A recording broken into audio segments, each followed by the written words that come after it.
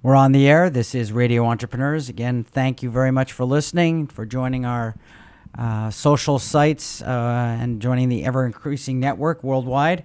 My name again is Jeffrey Davis. Our next guest, a returning guest, is Michael Neese of Jenyta, and we're going to talk about automating workflow again. Yes, indeed. What's going on in that area? Yeah, well, when we saw you a year ago, we had taken our technology and focused it specifically on solving this workflow problem of buying things, where Right. because but what we always had was this general purpose platform that you could use to orchestrate the activity across any process or any team.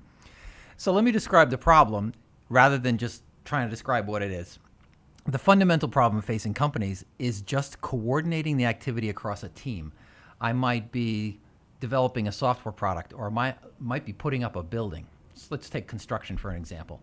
Construction, you have the construction company and you see the big banner out there, but they have hundreds of little contractors and subcontractors that they have to coordinate their activity. When do they show up? When's the electrician going? When does the building get, when does the inspector show up? So you have this orchestra that you have to coordinate their activity. Now, the way the companies try and solve this problem is they'll share documents. They will, use SharePoint or Dropbox, and they'll say, okay, well, but the document is not what people are actually doing. So what we've done is we've brought together the sharing of information with the sharing of the workflow that is related to that activity or that sharing of that content. So when you bring those two together, you as let's say you're the project manager, and you now know what has happened, you know what's going on right now, and you know what's supposed to happen next because you know the trajectory of this process that you're involved with.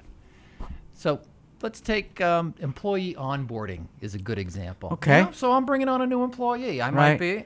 So the employee has some things, they have some documents they have to sign and read, and then the recruiter who recruited them internally, they have to do some things.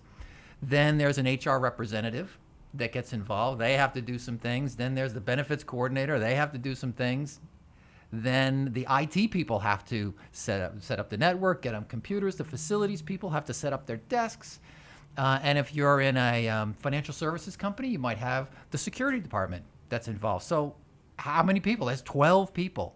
Like when we did a project for Lucent Technologies, which is now Alcatel, you had 12 people involved at Alcatel, involved with onboarding a new employee, and 17 pieces of paper had to come together at the end so that they could generate an offer. So what you have is a virtual team that has to coordinate their activity to bring on a new employee. Right. So how do you do that? Right. How do you do that? Right now, you have you're sharing documents on a shared file, a shared folder, and you're emailing and calling. That's, hey, did you get that done? Oh, did you remember to do that? Oh, okay, did you complete that milestone? Oh, and then the project manager takes that information, puts it into a milestone chart, and then presents it to somebody.